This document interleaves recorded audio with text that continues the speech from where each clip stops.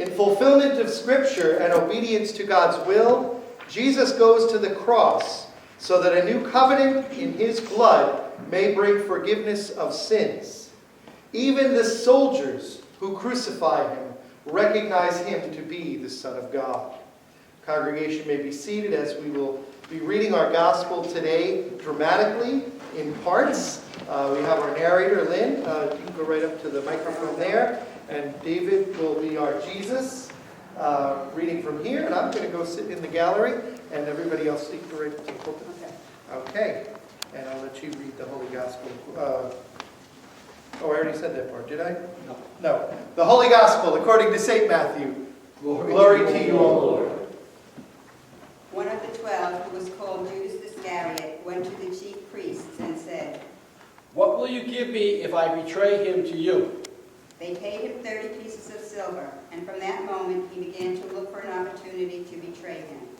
On the first day of unleavened bread, the disciples came to Jesus, saying, "Where do you want us to make preparations for you to eat the Passover?" He said, "Go into the city to a certain man and say to him, 'The teacher says, my time is near. I will keep the Passover at your house with my disciples.'" So the disciples did as Jesus had directed them, and they prepared the Passover meal. When it was evening, they took his place with the 12, and while they were eating, he said, "Truly I tell you, one of you will betray me." and they became greatly distressed, and began to say to him one after another.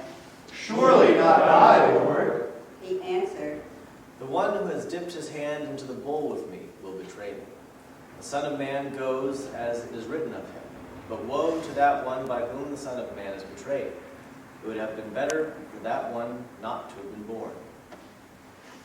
Judas, who betrayed him, said, "Surely not I, Rabbi." He replied, You have said so. while they were eating, Jesus took a loaf of bread, and after blessing it, he broke it, gave it to his disciples, and said, Take, eat. This is my body. Then he took a cup, and after giving thanks, he gave it to them, saying, Drink from it, all of you.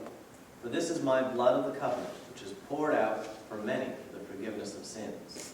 I tell you, I will never again drink of this fruit of the vine until that day when I drink it new with you in my Father's kingdom. When they had sung the hymn, they went out to the Mount of Olives. Then Jesus said to them, You will all become deserters because of me this night, for it is written, I will strike the shepherd, and the sheep of the flock will be scattered. But after I am raised up, I will go ahead of you to Galilee. Peter said to him, Behold, I come to deliver because of you. I will never desert you. Jesus said to him, Truly I tell you, this very night before the cock crows, you will deny me 3 times. Peter said to him, Even though I must die with you, I will not deny you. and so said all the disciples. Then Jesus went with them to a place called Gethsemane, and he said to his disciples, Sit here while I go over there and pray. He took with him Peter and the 2 sons of Zebedee, and began to be grieved and agitated.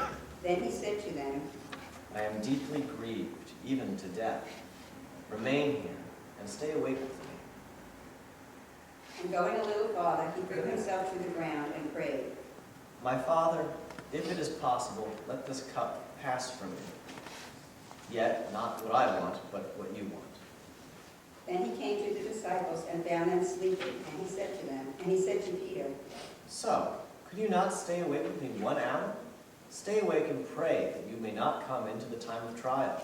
The spirit indeed is willing, but the flesh is weak. Again he went away for the second time and prayed, My Father, if this cannot pass unless I drink it, your will be done. Again he came and found them sleeping, for their eyes were heavy. So leaving them again, he went away and prayed for the 3rd time, saying the same words. Then he came to the disciples and said to them, Are you still sleeping and taking your rest? See, the hour is at hand, and the Son of Man is betrayed into the hands of sinners. Get up, let us be going. See, my betrayer is at hand. While he was still speaking, Judas, one of the 12, arrived. With him was a large crowd with swords and clubs, from the chief priests and the elders of the people. Now the betrayer had given them a sign, saying, The one I will kiss is the man. Arrest him. At once he came up to Jesus and said, Greetings, Rabbi. and kissed him. Jesus said to him, Friend, do what you are here to do. Then they came and laid hands on Jesus and arrested him. Suddenly one of those with Jesus put his hand on his sword, drew it, and struck the slave of the high priest, cutting off his ear. Then Jesus said to him, Put your sword back into its place, for all who take the sword will perish by the sword. Do you think that I cannot appeal to my Father, and he will at once send me more than 12 legions of angels? But how then would the scriptures be fulfilled, which say it must happen in this way? At that hour Jesus said to the crowds, Have you come out with swords and clubs to arrest me as though I were a bandit? Day after day I sat in the temple teaching, and you did not arrest me. But all this has taken place so that the scriptures of the prophets may be fulfilled. Then all the disciples deserted him and fled. Those who had arrested Jesus took him to Caiaphas, the high priest, in whose house the scribes and the elders had gathered. But Peter was following him at a distance, as far as the courtyard of the high priest. And going inside, he sat with the guards in order to see how this would end. Now the chief priests and the whole council were looking for the false testimony against Jesus, so that they might put him to death. But they found none, though many false witnesses came forward. At last two came forward and said, This fellow said, I am able to destroy the temple of God and to build it in 3 days. The high priest stood up and said, Have you no answer? What is it that they testify against you? but Jesus was silent. Then the high priest said to him, I put you under oath before the living God. Tell us if you are the Messiah, the Son of God. Jesus said to him, You have said so. But I tell you, from now on you will see the Son of Man seated at the right hand of power and coming on the clouds of heaven. Then the high priest tore his clothes and said, He has blasphemed. Why do we still need witnesses? You have now heard his blasphemy. What is your verdict? They answered, He deserves death. Then they spat in his face and struck him, and some slapped him, saying, Prophesy to us, you Messiah. Who is it that struck you? Now Peter was sitting outside in the courtyard. A servant girl came to him and said, You also were with Jesus in Galilee. but he denied it before all of them, saying, I do not know what you were talking about. When he went out to the porch, another servant girl saw him. And she said to the bystanders, This man is with Jesus of Nazareth. again he denied it with an oath. I do not know the man. After a little while, the bystanders came up and said to Peter, Certainly you are also one of them, for your accent betrays you. Then he began to curse, and he swore an oath. I do not know the man. At that moment the cock crowed. Then Peter remembered what Jesus had said. Before the cock crows, you will deny me 3 times. And he went out and wept bitterly. When morning came, all the chief priests and the elders of the people conferred together against Jesus in order to bring about his death. They bound him, led him away, and handed him over to Pilate the governor. When Judas, his betrayer, saw that Jesus was condemned, he repented and brought back the 30 pieces of silver to the chief priests and the elders. He said, I have sinned by betraying innocent blood. but they said, What is that to us? See to it yourself. Throwing down the pieces of silver in the temple, he departed and went and hanged himself. But the chief priests, taking the pieces of silver, said, It is not lawful to put them into the treasury, since they are blood money. After conferring together, they used them to buy the potter's field as a place to bury foreigners. For this reason, that field has been called the field of blood to this day.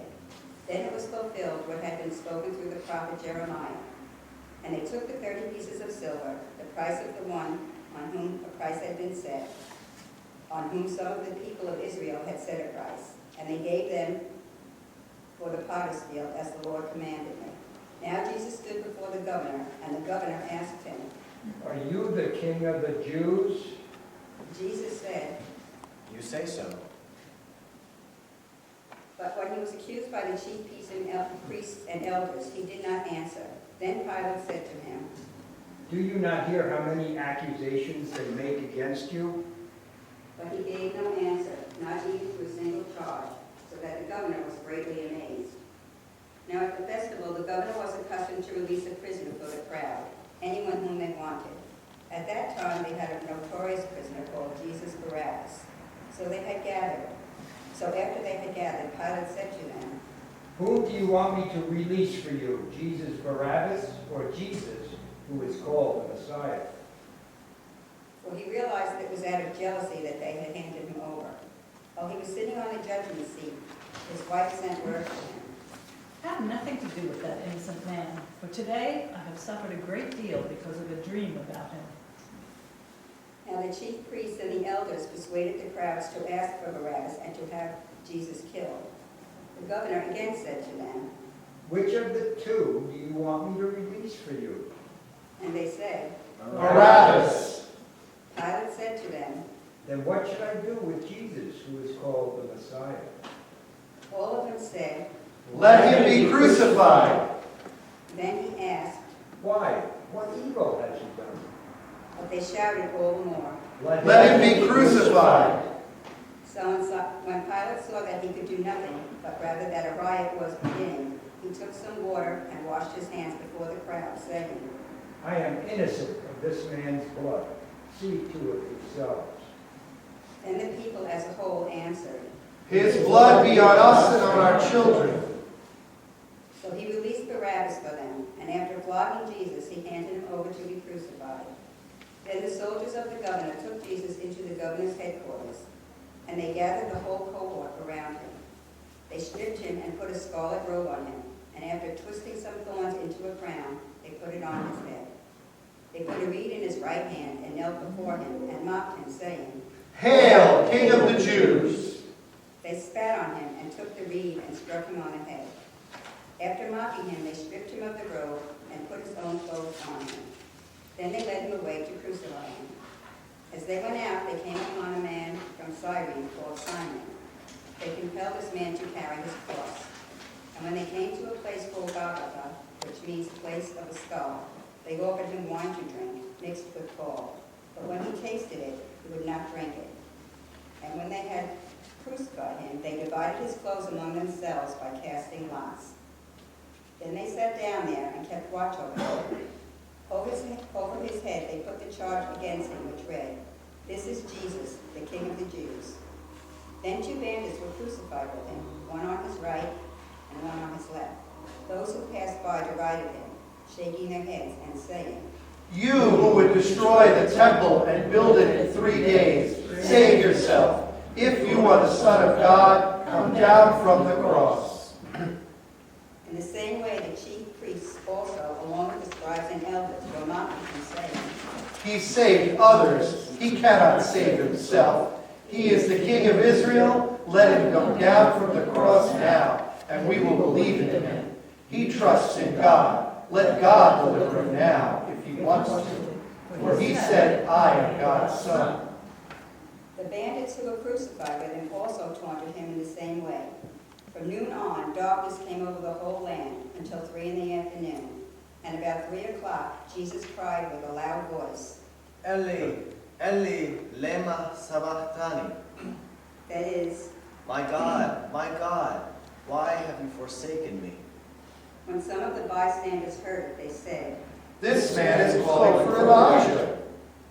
At once one of them ran and got a sponge, filled it with sour wine, put it on a stick, and gave it to him to drink.